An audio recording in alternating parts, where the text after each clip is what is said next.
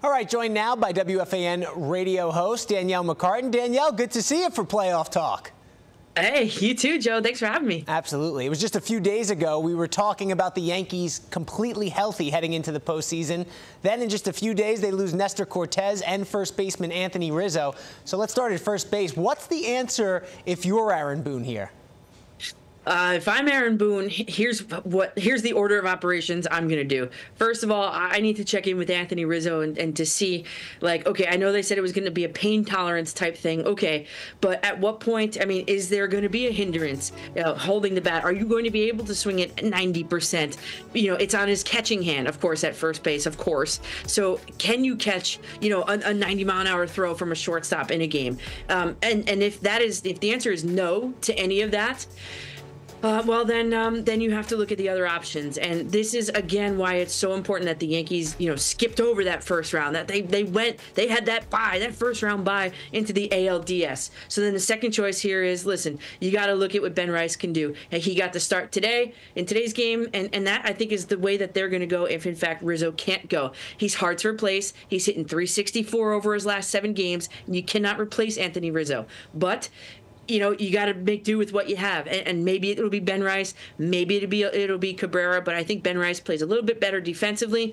And if anybody out there is thinking DJ LeMahieu is going to be the answer, I mean, that's going to just be a total no. I mean, the guy had an entire season to get the train back on the track. You think he's going to do it in a week's worth of practice workouts at the stadium? I don't think so. So order of operations would be, you know, is a 90% Anthony Rizzo, fingers crossed, better than a full percent Ben Rice?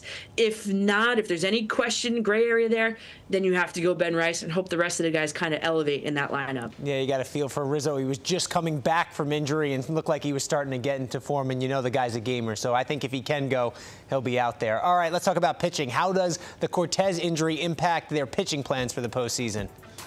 Well, I mean, I think it makes it a little bit more clear, right, on what they're going to be doing, because there was the question mark of who was going to be in the bullpen. Was it going to be Stroman? Was it going to be Nestor? Nestor expressed displeasure with it. So now it kind of takes the guesswork out of it.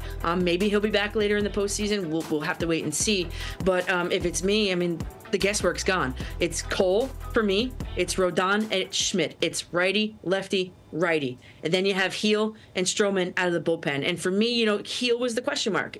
Can he pitch his way, into this postseason rotation? But for me, he pitched himself right out of it. Gave 4 home runs in his most recent start. Can you imagine if that happens in a postseason game, especially one at Yankee Stadium? I mean, Yankees down early, having to overexpose their bullpen, and then hope the bats can rally for them. That sounds like a nightmare. That sounds like worst case scenario for the Yankees in a postseason game. So I'm putting Luis Gil in a position where he can't bury them early, and he has protection later on. So that position where he would have a cushion for me is in that bullpen. So Cole, Rodon, Schmidt. That's my rotation. Yeah, it wasn't a great time for Gil to have arguably his worst outing of the season. All right, let's talk about home field advantage here, because you mentioned they get the time off. There's always the question of rest versus rust. But how much do you think home field plays in today's game? Is that as much of an advantage as it used to be?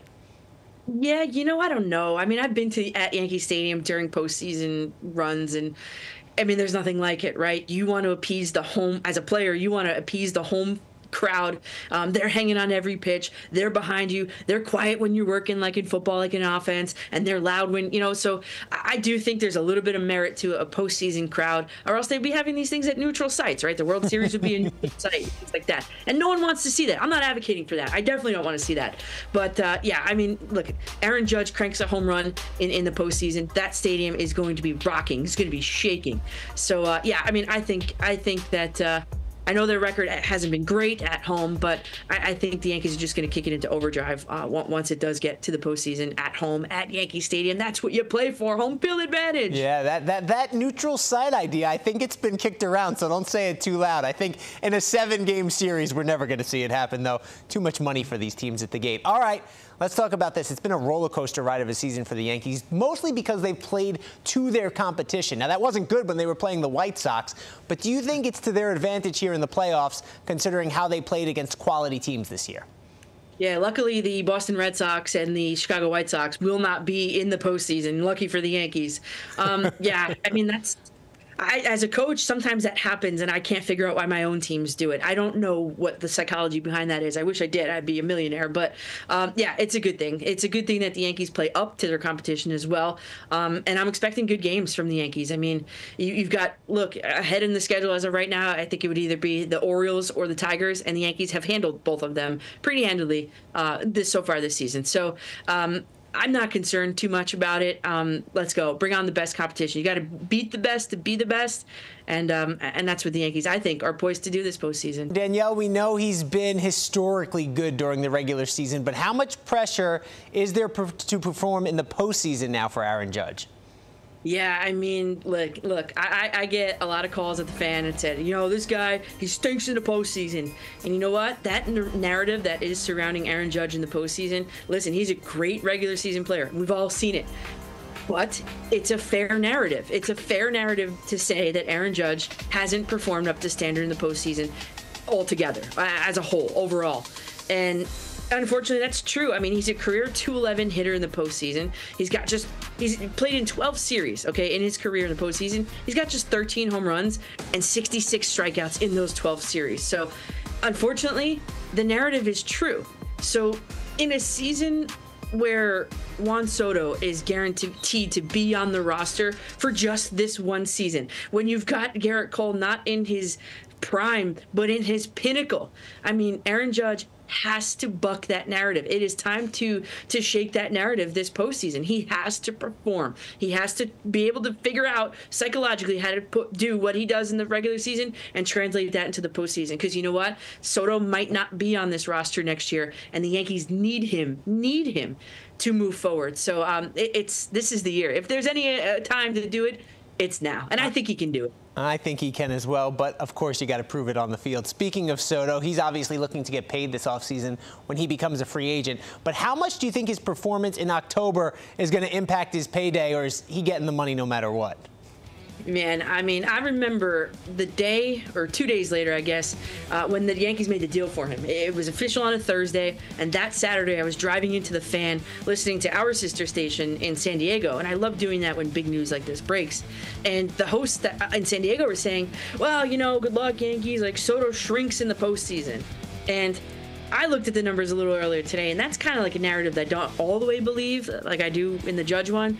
But given the fact that Juan Soto is looking for the big payday, given the fact that Juan Soto is looking for the long-term contract to go with it, where better to make your mark, to make your money, than under the bright lights of Yankee Stadium in the postseason, potentially in the World Series. So I think Juan Soto is poised for a breakout postseason of all postseasons, and I think he's going to be the brightest star for the Yankees offensively, just in order to secure the deal moving forward for him, whether that be in a Yankee uniform or not. Yeah, there's a lot of dollars and Benjamins there on the line. And you know what? Everybody will forget about those base running gaffes or misplays in the outfield if he performs now in October. All right, other than Judge or Soto, who could you see stepping up for this Yankee lineup if they're going to bring home their 28th championship? You know, that's a good question, because obviously right now, when we're recording this, there's some uncertainty at first base. Is it Rizzo? Is it Ben Rice? Is it Cabrera, Oswaldo Cabrera? I mean, there's so many different. Is it DJ LeMahieu? I don't know. I hope not. But there's some uncertainty at first base. That I would point to. I also want to say Giancarlo Stanton, because if he is hot, I would not want to be an opposing pitcher trying to navigate a lineup of Soto, Judge, and then a hot Stanton, you know? I mean, that would cause me sleepless nights if I'm that pitcher, no doubt about it. But besides that, it's not a particular person. I'm actually looking at the bottom third of this Yankees order, whoever may find themselves in it on any given day, because you know they like to rotate it around a little bit. But the bottom third is important because it's how effective can they be, and what the Yankees always say is keeping the line moving by getting on base, which means that they're going to be giving the bat back to the hands of Juan Soto and Aaron Judge more often. So that's what's going to be key for this Yankees offense in the postseason. Like, in the postseason, you need your whole lineup, 1 through 9, to contribute in a meaningful way. And the question is going to be, is the Yankees' bottom third better than the bottom third of the other team so that they can turn the lineup back over? That's what I'm going to be looking at, besides really Giancarlo Stanton, if you want me to name a person. But I would say the bottom third is going to be really important moving forward. All right, no team is perfect this season. That's been obvious. So then what's your biggest concern for this team? Biggest concern would probably be the starting pitching rotation. I mean, I started saying it in the offseason. I call him Garrett Cole in the question marks. It sounds like a band name. But it's really the truth. I mean, you've got Carlos Rodon, who is he's volatile, we'll put it that way, on the mound. He's got to learn how to harness that for good, that passion, which is appreciated, but he's got to learn how to harness it for good. Then who's their third starter in a 5-game series? Who is it? Is it Heel? I don't think so in my book. Is it Clark Schmidt? Is it Marcus Stroman? I mean, there's Garrett Cole and the question marks. So to me, the starting pitching rotation is something that I'm going to look at and say, okay, if there's a weakness on this team, that's where I think it might be, besides the obvious first base at the moment. Danielle, Vegas has the Yankees as the favorites in the American League, but the Astros are still lingering in the background here. So do you believe the Yankees are the favorites to come out of the AL? I mean, you would think so, right? I mean, the Yankees have, I think, been the favorites for as long as I've been monitoring it, at least 2 months now, unfaltering. They play in the toughest AL division there is. I mean, the Orioles gave them a run for their money throughout most of the season. I can't buy into the narrative of, the Astros, the teams are different. Every year it's different. So I'm not too concerned about the Astros. I mean, at this point in the season, you got to worry about yourself. I mean, look at your own team, look within. And no, I mean, I think it's just a little fodder for sports talk, if you will, to say, the mighty Astros are going to come to town and derail the Yankees' plans to the World Series. So, I'm not complaining about it. I mean, look, Vegas usually is right. Don't bet against the house. The Yankees are the favorites in the East. Yeah, but don't forget, Vegas also lowers those odds when a lot of money comes in on a team, and I'm sure there's plenty of money pouring in on the Yankees on those books this time of the year. All right, let's talk about Luke Weaver, because he might be the most important player in the postseason for the Yankees. He's new in this closer role. How much faith do you have in him in October? Simply put, more than I have in Clay Holmes. I mean, if you're a fan of my show on The Fan, you know that I never saw Clay Holmes as a closer. I always advocated for him to be a lights-out setup man, which I think he can be. But how nice would Mason Miller look in a Yankee uniform down the stretch? That's who I wanted. But look, in the postseason, I mean, it's all hands on deck. You see Stroman will likely be going to the bullpen. And when you look at what I look at, what's most important for me as a closer in today's baseball, it's, okay, can you get guys out? So I looked. Luke Weaver this season has a higher strikeout percentage than Clay Holmes does on the season. In save situations, hitters against Weaver hit 167 points fewer than against Holmes in their batting average. In high leverage situations, I mean, these are all important, right? Can you get guys out? What is he like in a save situation? What is he like in a high leverage situation? And believe me, I've crunched the numbers, and I'm not sure in high leverage situation there's a statistic that Clay Holmes is better than Luke Weaver in any of the categories on the season. So what jumped out to me in those high leverage situations, Luke Weaver hasn't given up a single home run in those situations. To me, that's also important in a postseason. Like, you could see how games can, pivot on a dime if a home run is hit. We've seen it before. Aroldis Chapman in Houston. But if you compare the clutch numbers against these two guys, I mean, Luke Weaver is just, as of this point in time, the numbers extrapolated throughout the entire season, he is just better suited for the closer's role. This is the right move. And Luke Weaver, in fact, he's earned it, actually. So how confident am I? I mean, listen, no one out there is Mariano Rivera, but given the choices, I'm picking Luke Weaver over Clay Holmes in this role 10 times out of 10. Danielle McCartan, you'll have plenty of stuff to talk about this October over on WFAN. Thanks so much for stopping by and joining us tonight on Yankees Nation. Appreciate you. Yeah, anytime, Joe, and I hope this goes on for a long time so we'll be together again real soon. Sounds good.